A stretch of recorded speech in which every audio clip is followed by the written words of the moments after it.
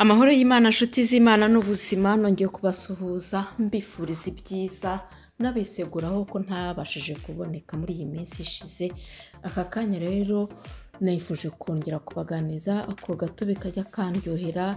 Mwigeze mwumva mu gihe cya corona kuntu badushishikarizaga gufata aka kaji ka kriso, izi mboga niko zitwa. Nuko aka kaji gashobora kugira ikintu kagufasha ku bibazo bikomeye nk'indwara ya corona. Abantu bayirwaye murabizi, cyane cyane abayirwaye mu ntangiriro, ni indwara yari imeze nabi cyane, ijya kumera nka malaria. Njye narayirwaye ndayizi, ikaza kumera nka malaria uyifatanyije n'agapfura, ndetse ukongeraho ahubwo no kubabara mu gatuza no guhumeka nabi. Ibyo byose ndabizi, nzi uko ubuntu bimera. Aka gatobe rero ni agatobe keza cyane. Icyo nabonye cyo umererwa neza iyo ugafata ukamererwa neza. Abantu bakunze kumbaza ngo ese umuntu ngafashe ngarwaye iki ngiki yafata iki ngiki. Nta mutobe n'umwe wavanga uvura iki ngiki ukakireka, ariko ni byiza kubikomatanyiriza hamwe. Ikindi ukibanda ku guhinduranya imitobe. Ntabwo ari byiza guhorera umutobe umwe. Ariko rero nk'iyi ngiyi ku bibazo ku bantu bafite akadepression, ku bantu bafite ikibazo cyo mu menyo mu kanwa hatameze neza, ku bantu bafite ikibazo cya kanseri, ndetse n'abantu bafite tiroyide, kubera ko nubwo ari imboga z'icyatsi ntabwo zibujijwe ku bantu bafite ikibazo cya tiroyide idakora neza. Doko ni ukuvuga ngo rero ni agatobe keza cyane gashobora kugufasha mu tubazo twinshi, harimo nyine uturwara twinshi.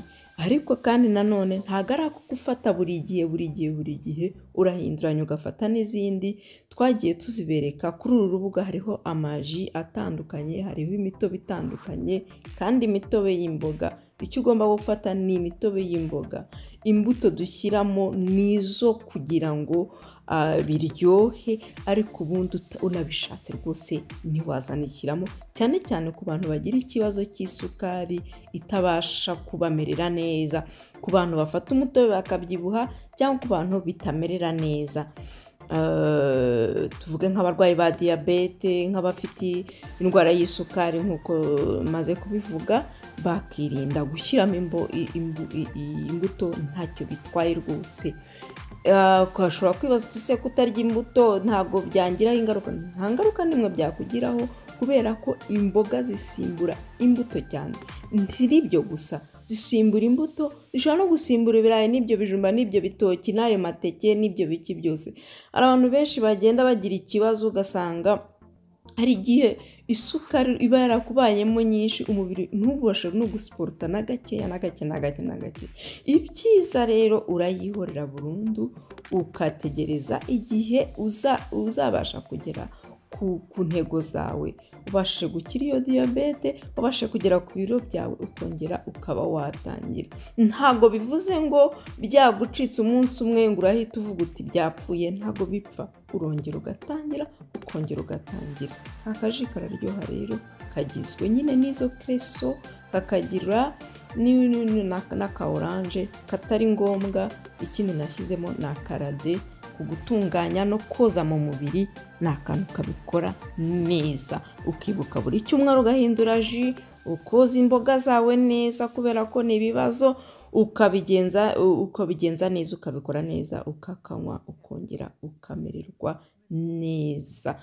Ikindi rero ni ukuvuga ngo ntabwo umutobe wakunanura. Tubana ku rubuga murabizi, ntabwo ushobora kukunanura, ariko ushobora kugufasha kugira ngo ari nk'ikibazo cyari kiri mu mubiri wawe, umubiri wawe ubashe guhangana n'icyo kibazo. Icyo kibazo cyaguteraga kubyibuha, nibwo buryo bwonyine umutobe ushobora kugufashamo kuba wananuka. Ariko ubundi umutobe w'ubwabo ntabwo ushobora kugufasha kunanuka. Ni ukuvuga ngo niba wawunyoye ukananuka, ni ukuvuga ngo ibintu byari bikuri mu mubiri ntabwo byari byiza, ahubwo wogeje mu mubiri. Mugira amahoro, murakarama.